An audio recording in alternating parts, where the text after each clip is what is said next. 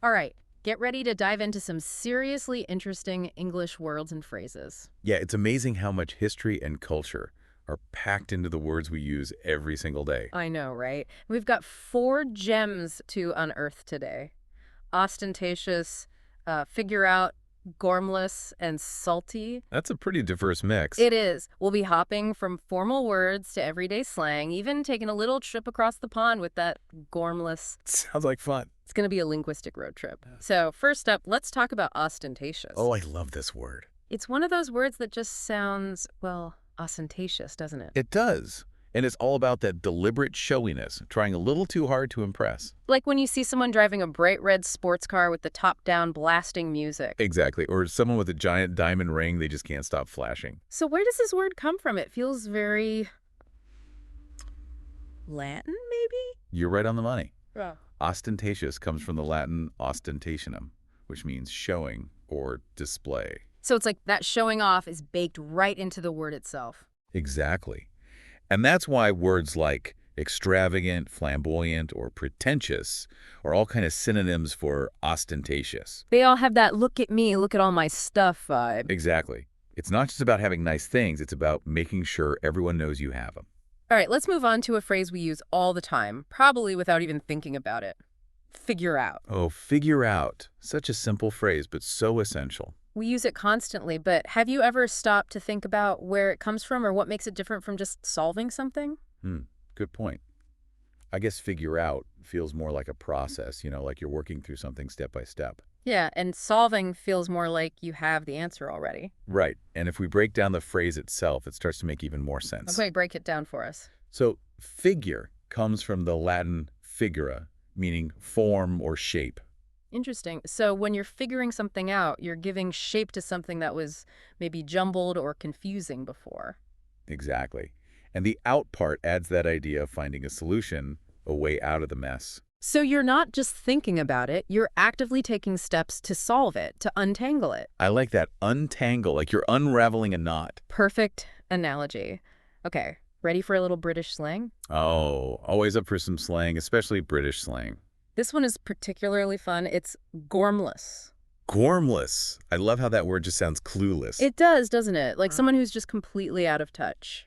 But it's not meant in a mean way, is it? It's more like a gentle teasing. Yeah, it's more playful than anything else. Like, Yeah. oh, you're so gormless you forgot your own head if it wasn't attached. Exactly. It's about finding the humor in someone's lack of awareness. So what's the origin story behind gormless? Well, it comes from the Old Norse word gomer. Gomer, what does that mean? It means care or heed. So someone who's gormless is literally lacking gormer, lacking that sense of awareness. Precisely. And I think the way gormless is used reflects the British sense of humor quite well, that dry, self-deprecating style. Like they wouldn't call someone gormless if they were genuinely struggling with something, but they might use it jokingly if they forgot where they parked their car again. Exactly. It's all in good fun. Okay, last but not least, let's talk about a word that's taken the internet by storm. Salty. If you've spent any time on social media, you've definitely seen salty thrown around. It's everywhere these days. But what does it actually mean? Like when someone says, don't be so salty, what are they really saying? Well, it means upset, angry, or annoyed, but usually because of something specific, like a perceived slight, or if you lost at something. So like when you lose a video game and you're all like, no way, that was totally rigged. Yes, that's salty. It's that bitterness, that feeling of resentment when things don't go your way. And sometimes it lingers for a while, doesn't it? Like you can't let it go. Exactly. And it's interesting because there might actually be a connection between this slang term and, well, actual salt. Wait, really? I never thought about that. Apparently might go back to old nautical slang. Nautical, like sailors. Yes. Sailors, especially in the past, were known for being a bit rough around the edges, irritable. Well, I can imagine spending months at sea. Right. So the theory is that salty might have originated from describing sailors' temperaments and then eventually evolved to describe anyone who's feeling bitter or resentful. That's fascinating. It's like the word itself went on a journey, mirroring how language constantly evolves. It really does. So if you're feeling salty, you're basically feeling like you've got a wound and someone's just poured salt right on it. Ouch. That's a vivid image. I know, right? It really captures that stinging feeling of bitterness. And just like the other words we've explored, Salty has its own set of synonyms. Like what? Words like bitter, resentful, irritated, and of course annoyed all capture that same sense of displeasure. It's like a whole spectrum of saltiness. Exactly, from mild annoyance to full-blown bitterness. Well, we've gone from extravagant mansions to clueless Brits to the sting of salty remarks. It's incredible how these words, even slang, can have such interesting histories and depths to them. I know, right? It makes you realize that language is so much more than just words. It's a reflection of our history, our culture, and even our emotions. It makes you wonder what other everyday words have these hidden stories behind them. Oh, there are so many waiting to be discovered. And that's what makes exploring language so exciting. Absolutely. It's like a never-ending treasure hunt. Well, before we get too carried away, All right, we need to stay on course.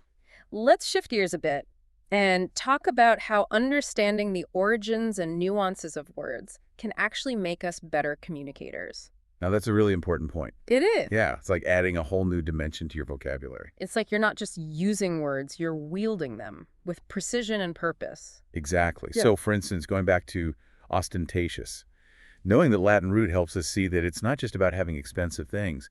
It's about that intentional flaunting, seeking attention through what you own. So if you were writing a story and wanted to describe a character who's all about appearances, you could really nail it with ostentatious. Absolutely. And understanding the subtle differences between, say, figure out and just plain solve can also make a big difference. Oh, interesting. How so? Well, figure out implies more of a process, right? Like you're actively working through something step by step. Yeah, it's more about the journey to the solution, not just the solution itself. Right. And then there's gormless, which without that cultural context could sound pretty harsh. Yeah, it does sound a bit rough on the surface. But knowing its roots in Old Norse, and that it's often used playfully in British humor, it takes on a whole new meaning. It becomes more about gentle teasing than actual criticism. Exactly. And salty, well, that's just a fascinating example of how language evolves to reflect the times we live in. It really is. From salty sailors to salty gamers, it's come a long way.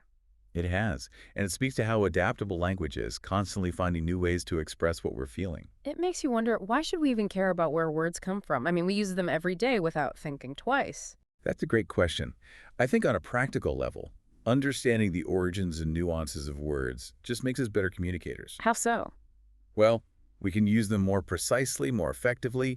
We avoid misunderstandings. We express ourselves more clearly. It's like the difference between throwing words around randomly and carefully choosing each one to convey a specific meaning. Exactly.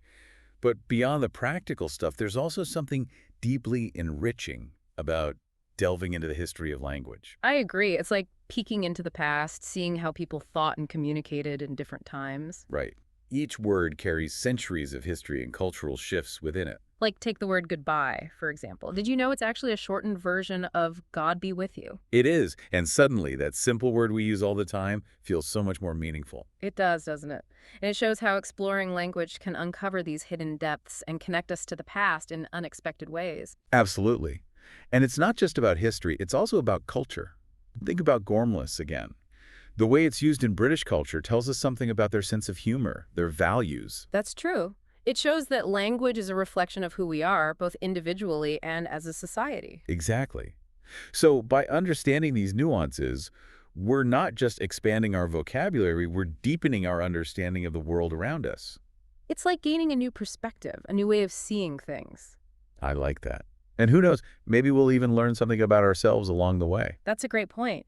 After all, language is how we express ourselves, how we understand ourselves. Right. The more we explore it, the more we uncover about our own thoughts and feelings and how we fit into the world. I'm feeling pretty inspired right now. Makes me want to go out and dissect every word I come across. That's the spirit. Wow. But maybe start with one word at a time. Dictionaries can be overwhelming. Good point. But seriously, this has really sparked a new curiosity in me. I'm starting to see words in a whole new light. And that's what it's all about. There's always more to discover, more layers to peel back. Speaking of peeling back layers, You thinking what I'm thinking? I think I am. We've been focused on individual words, but maybe it's time to zoom out a bit. I agree. Let's talk about the big picture, the evolution of language, and how these seemingly random words we've discussed actually fit into that grand story. Yeah, it's fascinating to think about how these words from different eras and different contexts all tell a story about how language changes and adapts over time. And how it reflects who we are as humans. Yeah, it really is like a tapestry woven from words, each thread telling a part of a story. I like that. And what's even more amazing is how those threads shift and change over time. Oh, absolutely. Like with salty, who would have guessed that a word used to describe grumpy sailors would become the perfect way to describe online frustration? Right. It's such a great example of how dynamic language is always adapting to fit our experiences and finding new ways to express ourselves. Yeah, it's like language itself is this living, breathing thing growing and evolving right alongside us. And the words we choose, whether we realize it or not, reflect not just our own thoughts and feelings, but also the bigger cultural trends happening around us. So, in a way, we're all kind of shaping language as we use it We are. And that's why it's so important to be mindful of the words we choose to use. because they have power. This, definitely. Words can connect, people inspire them, but they can also hurt. So, what's the one piece of advice you'd give to our listeners to help them become more aware of the power of language? I'd say don't just accept words at face value. Dig a little deeper, explore their origins, think about their different meanings, and pay attention to how they're used in different situations. It's like becoming a word detective, uncovering the hidden stories and connections that make language so fascinating. Exactly. And who knows, maybe you'll even discover a new favorite word along the way. Or rediscover an old one with a whole new meaning. That's the beauty of it. There's always more to learn and explore. Well said. Well, folks, that wraps up our deep dive into the world of words. We hope you enjoyed the journey, And we hope it's inspired you to keep exploring the magic and power of language. because there's always something new to discover. Until next time, happy word nerding.